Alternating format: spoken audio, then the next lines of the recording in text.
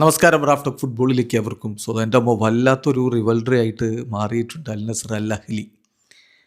ഇന്നലെ അലവാൽ പാർക്കിൽ റിയാദിൽ അൽ നസറും അൽ അഹ്ലിയും തമ്മിലുള്ള കളി 2-0 അൽ നസർ ജയിച്ചു കയറി.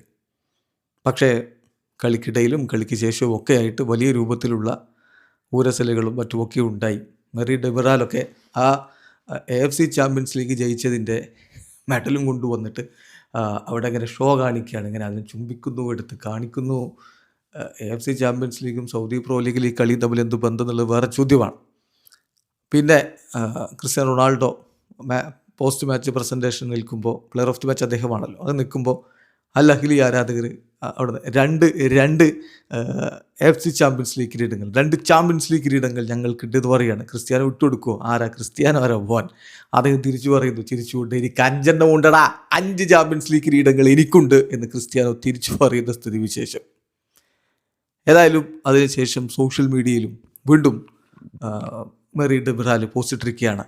ഒടുവിൽ അവരുടെ സ്റ്റേഡിയത്തിൽ ഒരു ചാമ്പ്യൻസ് ലീഗ് മെഡൽ എത്തി. അതായത് അൽ നസറിനെ കൊണ്ട് ചാമ്പ്യൻസ് ലീഗ് ഒന്നും എടുക്കാൻ പറ്റില്ല, ഞങ്ങൾ എടുത്തിട്ട് ആ മെഡൽ അവിടെ എത്തിച്ചിട്ടുണ്ട് എന്ന് പറഞ്ഞുകൊണ്ട് കളിയാക്കി പോസ്റ്റ്. ആകെ വല്ലാത്ത രൂപത്തിലേക്കാണ് കാര്യങ്ങൾ പോയത്.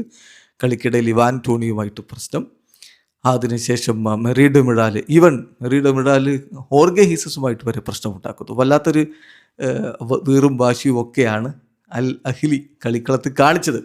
അൽ നസറിൻ്റെ താരങ്ങളാണെങ്കിൽ ഈക്വലി പ്രൊവോക്കേറ്റിംഗ് ആയിട്ട് പ്രതികരിക്കുകയും ചെയ്തിട്ടുണ്ടായിരുന്നു. ഏതായാലും ക്രിസ്ത്യാനോ റൊണാൾഡോ അദ്ദേഹത്തിന് മുന്നിൽ ഇത്ര കിരീടങ്ങളുണ്ട്, അത്ര കിരീടങ്ങളുണ്ട് എന്നൊക്കെ പറഞ്ഞ വല്ല കാര്യമുണ്ടോ? അദ്ദേഹം ഫുട്ബോൾ ലോകത്ത് വേൾഡ് കപ്പ് ഒഴികെ ബാക്കിയെല്ലാം നേടിയിട്ടുള്ളൊരു മനുഷ്യനല്ലേ?